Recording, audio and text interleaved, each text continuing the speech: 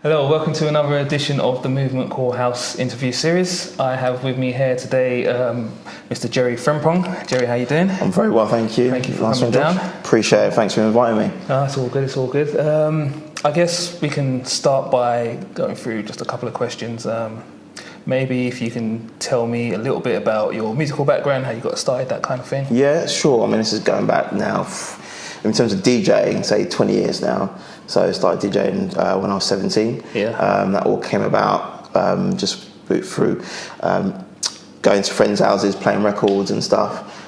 During sort of college days, on the Wednesday, people used to kind of like go and do sports, but me and my mates would go and play records. So, but I wasn't really introduced to the concept of DJing, so early on, until sort of meeting my friends who had sort of turntables, and I didn't necessarily know what the turntables were there for. And he was like, no, you've got to put one record here, one other record here, and this is your mixer. And I was like, okay, that sounds kind of cool. And I remember my first ever sort of beat match, and I was like, wow, that's amazing. It's really cool.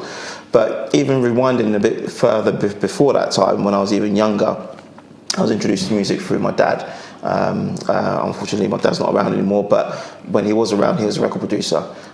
So our sort of heritage is from Ghana, West Africa, right. And he was very much into sort of the high life sound in Ghana. Mm-hmm. So he pioneered that sound in West Africa and then brought it over to the UK. So he used to bring artists from Ghana, produce loads of records and get it out and then put on events and parties and stuff. Kind of what we do now, really, which is really interesting. Yeah.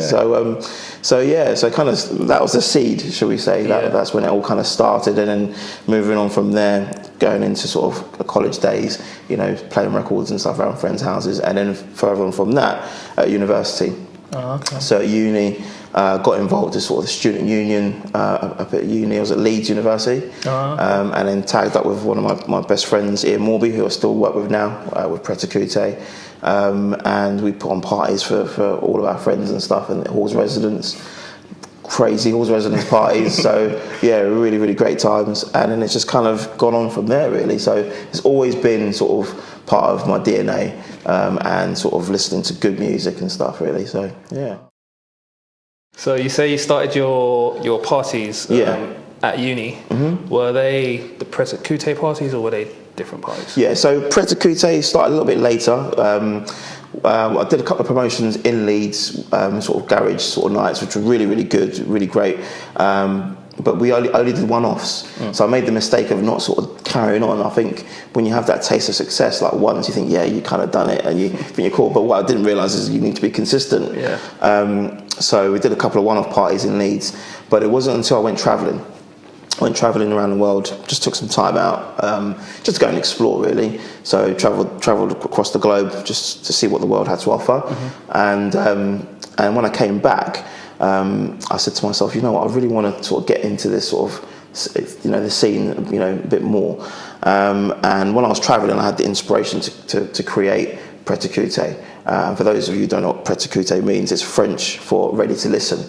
So like Pret-A-Manger or like Pret-A-Porter, ready to wear. Yeah. So I thought I wanted to kind of create a brand, dance music brand, which is quite chic, and that sort of personifies quality, rather than sort of cheese and stuff like that. So I thought Pret-A-Ecouter has got a bit of a ring to it. So yeah, that kind of stuck. And I remember when I got back from travelling, I remember kind of saying a little prayer, actually. I'm a man of faith. And I remember saying a little prayer to myself, and saying, I want to get into this industry, but I want to do it a little bit differently. And it was really interesting. And as I said this prayer, went to sleep, and I dreamt of doing a boat party. And then I woke up the next morning, and I was like, whoa. I called my mate Ian Mom. I said, Ian, we need to do a boat party. And that's how the boat party started. Okay. Yeah, that's how it all came about. Yeah. And they've been going since now since 2005. And with Pret-A-Ecouter, we are known for our boat parties and our small intimate sort of parties as well. So we do like secret location parties and things like that, and just regular sort of small dues. So yeah, that's how it kind of come about, really. Okay. And alongside that, you also ran Pret-A-Ecouter Records. Yes. As well. Can you tell me a little bit about that? Yeah, so Pret-A-Ecouter Records teamed up with Ian again, Ian is really more of the producer side of what we do. I'm more sort of the event sort of promoter of what we do. So he's more in charge of sort of like the label and the A&R side of things. And unfortunately, I didn't really get into the producing side of things at that time. But it's only now I'm thinking I want to get more into that side of things. So Pret-A-Ecouter Records, we got a whole load of artists from across the globe, and we've got stuff now on Beatport, which is all right. It's pretty good. Stuff that we still listen back to and think, yeah, that's pretty cool, or could work on. But yeah, we'd love to kind of get that going again and just invite a whole load of artists, from across the globe. And it's not just a house music label either, because Pret-A-Ecouter can be anything. You can be ready to listen to anything really. Sure. Whether it's house, whether it's down tempo, a bit of jazz or whatever. So if it's got soul and it's quality, then we'll put it out. Now that you've kind of come back, you've done a few parties. You're now kind of springboarding onto another venture. Yes. And this is your DJ agency. Yes, that's right. So if you can kind of give us the lowdown. Yeah. And so how that came about. So yeah, just kind of inspired again to kind of be creative. I'm quite creative, I'd say, because I work for myself, self-employed. So you have to be quite creative in these things. Sure. And I approached a well-known agency myself. I won't mention their name, but I approached them because I thought, if I approach them, then maybe I might get an opportunity for them to represent me, and then try and get opportunities, whether it's domestic or international opportunities. And they said, thanks, but no thanks. And I was like, oh no, that's a bit disappointed, because I know I can play a couple of tunes here and there, and I know that I can bring a vibe and a certain atmosphere to a party. And when I didn't get that sort of opportunity, I was a bit disappointed. So I thought to myself, if I can't get involved, I may as well create my own. So again, being a person of faith, got on my hands and knees and just kind of asked for some ideas. And this popped into my head, DJs on demand, and I was like, whoa, that's pretty cool. And I did a search on a GoDaddy domain, sort of just to see if it was available. Checked it, lo and behold, it was available. I was like, whoa, I'm onto something here. The name alone for me, it was just like, whoa, and that didn't come from me. I'm telling you now. So did the check, it was available, and thought, I'm going to do this. But I didn't want to do it just because, I got that rejection. I wanted to do it actually to create opportunities for other DJs. I know a load of DJs, including yourself, who are really talented and really passionate about music, but they might not have the outlet, to display their passion. Also, on the underground scene, you can play a club or a bar, you're not going to get paid that much. If you're lucky, you might not even get paid anyway. Sure. So it's a labour of love for a lot of DJs on the underground circuit.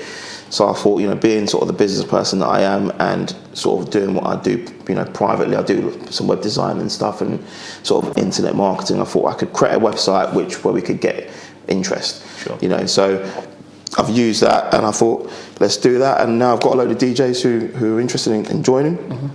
And the site's only been up for like about a month now, and we're already getting interest, which is superb. Yeah, that's really cool. But it's a platform where we can actually get DJs who want to use their craft and their skill, whether it's locally, domestically, or internationally. And I really feel that it's going to happen. I'm really excited to see how it all unfolds from now.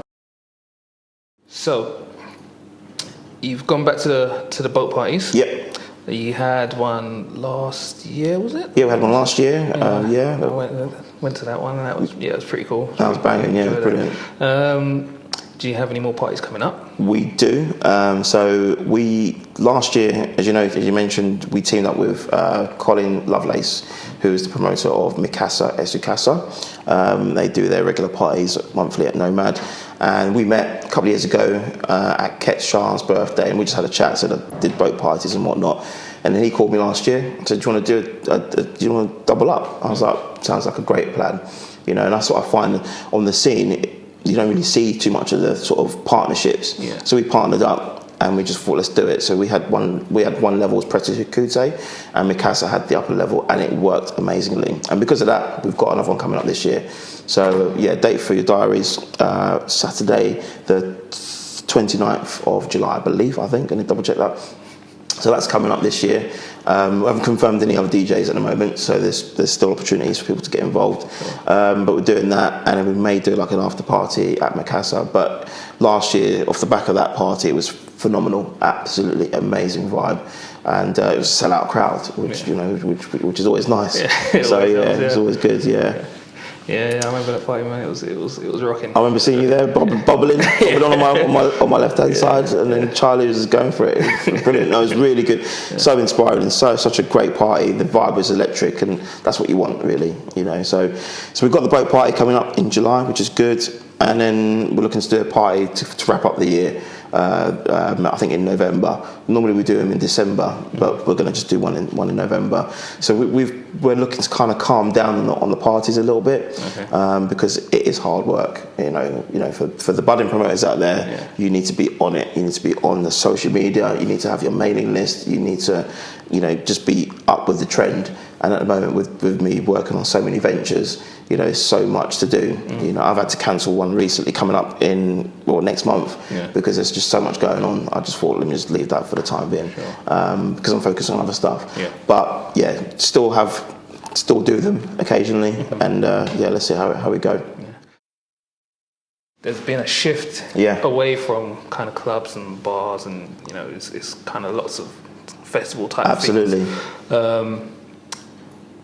How do you kind of still find venues and still just find the energy to promote? Yeah, exactly. Great question. It's tough out there. You need to be really creative.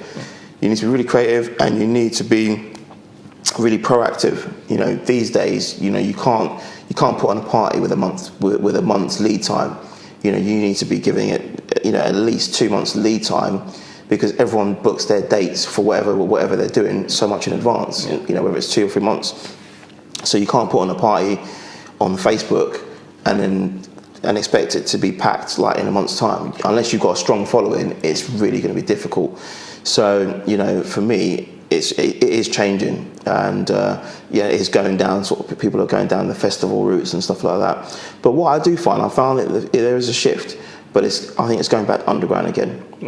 In light of what's been happening with clubs like Fabric, and the attempts of closing, Ministry of Sound as well, not so long ago, you're finding, the smaller clubs are suffering. There's so many clubs that have shut now, but I find it's going back underground.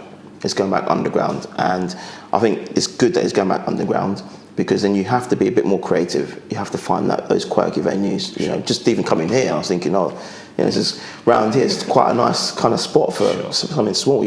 So you've always got to be on the lookout, for potential venues, and also you need to try and be original. There's so many venues that people will use regularly all the time, different promoters, but same venue. You want to be different. So I think people are looking for something a bit different. People are looking for music which is innovative and groundbreaking music.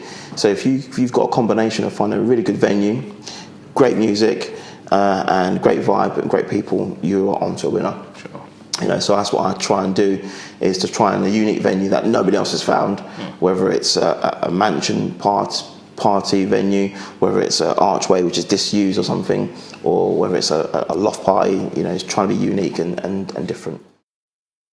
With the house scene at the moment, or not even at the moment, for a little while, especially like with Soulful and Afro and all that sort of stuff, it's real compact and real niche, and that's sometimes maybe like a double-edged sword, because it's nice because you get to meet people and you get a community, but at the same time you don't get the expansion. How do you find that? How do you find that, especially when you're kind of promoting and DJing, you're always kind of in the same circle? How do you? What would you feel would be a way for maybe us to expand and integrate? I think new blood, so to speak. Absolutely, and I think it's a great question. I think the UK garage scene, they've done that, I think, really, really well, because one, it stood the test of time.